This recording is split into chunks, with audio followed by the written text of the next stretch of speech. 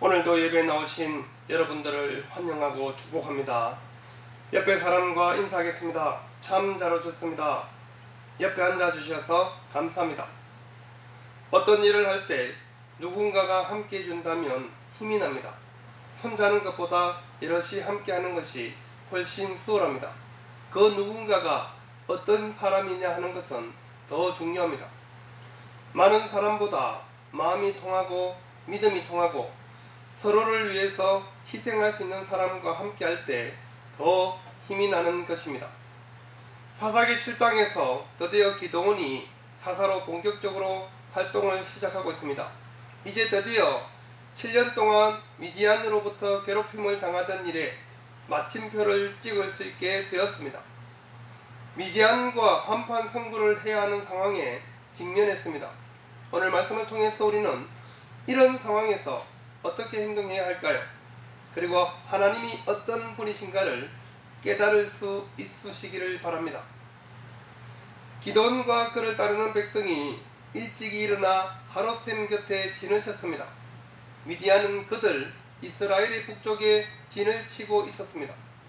서로가 진영을 살피며 전쟁할 준비를 하고 있었습니다.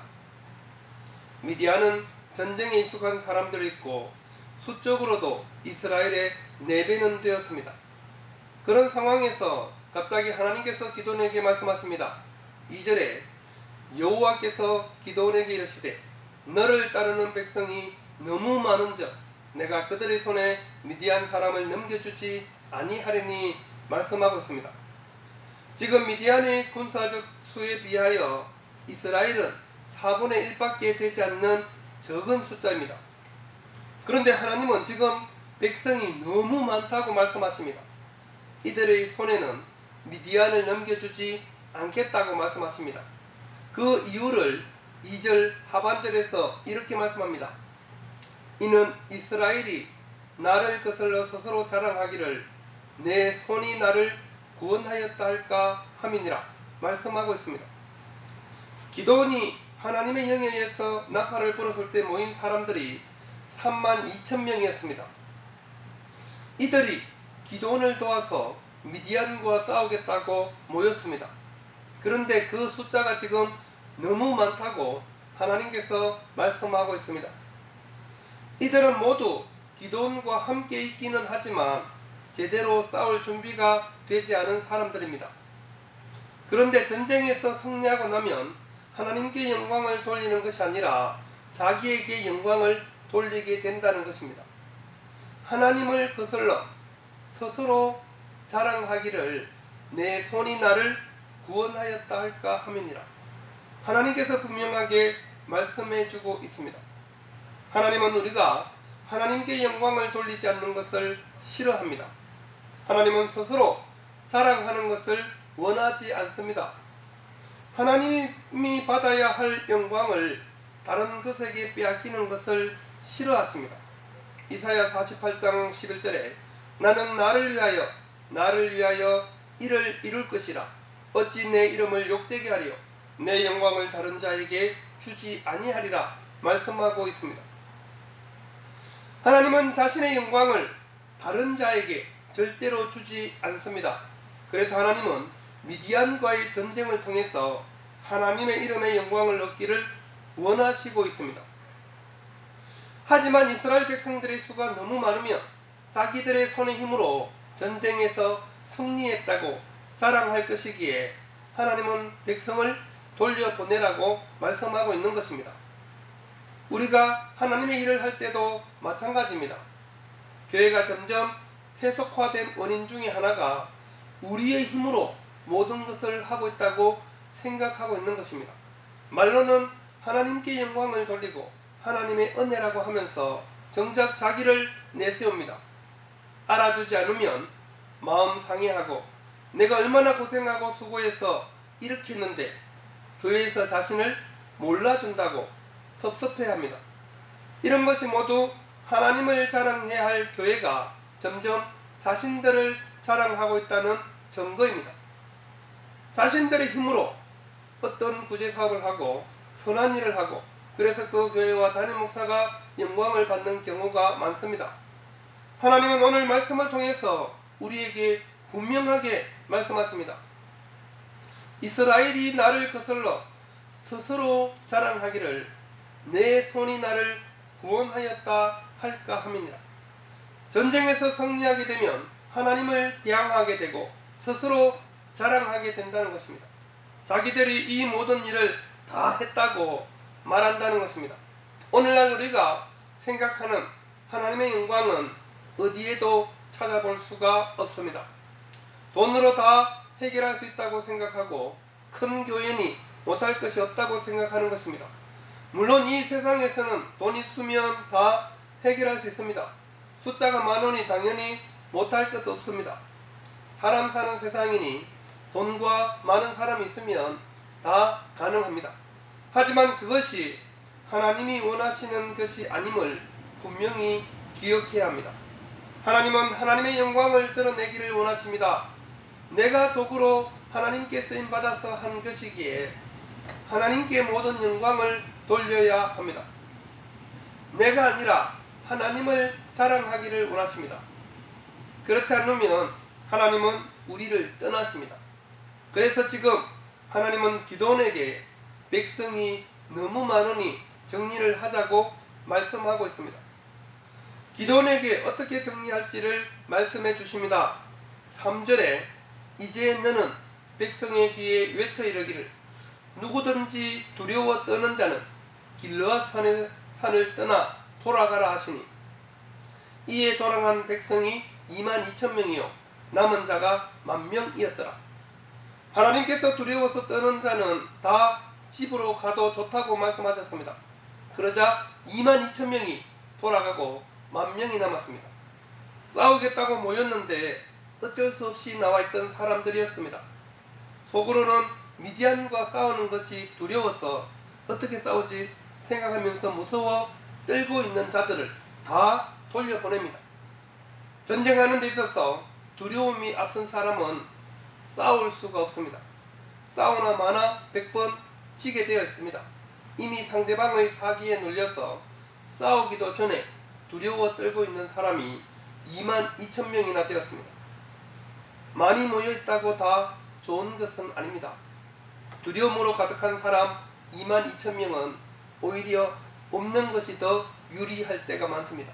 왜냐하면 그 사람 때문에 용기 있게 싸우려고 하는 사람에게도 악영향을 미치기 때문입니다.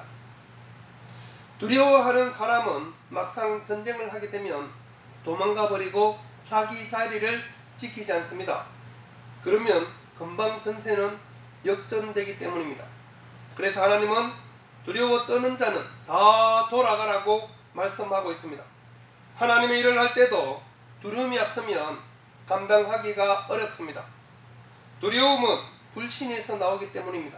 첫째는 자신을 믿지 못하고 둘째는 하나님을 믿지 못하는 것입니다. 하나님의 일을 불신으로 하는 것과 마찬가지인데 어떻게 하나님의 일을 제대로 할 수 있겠습니까? 자기 몸 챙기기 급급하고 오히려 자기의 신상에 해가 될까봐 아무것도 하지 않게 됩니다. 하나님은 그런 자들을 통해서 일하실 마음이 전혀 없으십니다. 그래서 돌아가라고 말씀하는 것입니다. 남은 자들 10,000명도 하나님이 너무 많다고 말씀하십니다. 남은 10,000명은 하나님께서 물가로 내려가서 그들을 시험하겠다고 하십니다. 그리고 하나님께서 함께 할 자와 돌아갈 자를 친히 알려주시겠다고 말씀해 주십니다. 하나님은 원하시는 의도와 목적을 반드시 이루시고자 그들을 시험하겠다고 하시는 분임을 알 수 있습니다. 그냥 이유 없이 돌려보낼 수는 없습니다. 돌아갈 때도 분명한 이유가 있어야 군말이었습니다. 그 시험은 물을 먹는 모습으로 그들을 선별하겠다고 하십니다. 5절에 이에 백성을 인도하여 물가에 내려가매 여호와께서 기도원에게 이르시되 누구든지 개가 핥는 것 같이 서로 물을 핥는 자들을 너는 따로 세우고 또 누구든지 무릎을 꿇고 마시는 자들도 그와 같이 하라 하시더니 말씀합니다. 물을 먹는 것으로 하나님께서 돌려보낼 자와 남길 자를 선별하겠다고 하십니다. 하나님은 용광로에서 불순물을 제거하듯이 하나님이 원하시지 않는 일부를 제거하고 하나님이 원하시는 사람들을 구별해 내시겠다고 말씀하는 것입니다. 하나님이 원하시는 순수한 하나님의 사람을 뽑는 시험으로 하나님은 그들이 물을 먹는 모습을 보고 구별하십니다. 6절에 손으로 움켜 입에 대고 핥는 자의 수는 300명이요 그 외의 백성은 다 무릎을 꿇고 물을 마신지라 말씀하고 있습니다. 손으로 움켜 입에 대고 핥아 먹으면 물을 마음껏 먹지 못합니다. 그리고 여러 번 떠서 먹어야 하는 번거로움이 있습니다. 하지만 무릎을 꿇고 먹으면 훨씬 빨리, 많이, 그리고 마음껏 물을 마실 수 있습니다. 9,700명이 무릎을 꿇고 물을 마셨습니다. 300명만 손으로 움켜 입에 대고 혀로 핥아 먹었습니다. 하나님은 이렇게 해서 물을 핥아 먹은 300명으로 너희를 구원하며 미디안을 네 손에 넘겨주리니 남은 백성은 각각 자기의 처소로 돌아갈 것이니라 말씀하십니다. 물 먹는 것으로 군사를 선별하는 이유가 무엇일까요? 물론 하나님께서 300명을 선별하기 위해서 이렇게 하셨습니다. 그 이유는 이렇습니다. 무릎을 꿇고 물을 마음껏 마실 수 있어서 좋기는 하지만 전쟁 상황에서 경계심 없이 자제심 없이 이렇게 하다가는 폭망하게 됩니다. 나도 죽고 동료도 죽게 되는 결과를 얻게 됩니다. 물 먹는 데만 정신이 팔려서 적이 공격해 오는 것을 눈치채지 못하기 때문입니다. 하지만 손으로 옮겨서 개처럼 핥아 먹는 것은 경계심도 늦추지 않고 물 먹는 데만 집중하지도 않고 주위를 살피면서 물을 마시기에 군사로 적합한 사람이라는 것입니다. 그래서 하나님은 그렇게 선발된 300명에게 미디안을 넘겨주시고 그들을 통해서 이스라엘을 구원하시겠다고 약속하는 것입니다. 우리는 돌아가는 사람들을 통해서 분명히 알아야 합니다. 하나님은 하나님의 일을 맡기실 때 두려워 떠는 자들에게 맡기지 않습니다. 또한 눈에 보이는 일과 우리 자신의 필요를 채우는 데에만 몰두한 사람에게 하나님의 일을 맡기지 않습니다. 왜냐하면 그런 사람들은 하나님을 온전히 신앙하지도 않지만 승리를 얻고 나면 자기를 자랑할 것이 뻔하기 때문입니다. 하나님은 모든 사람이 하나님께 영광 돌리기를 원하십니다.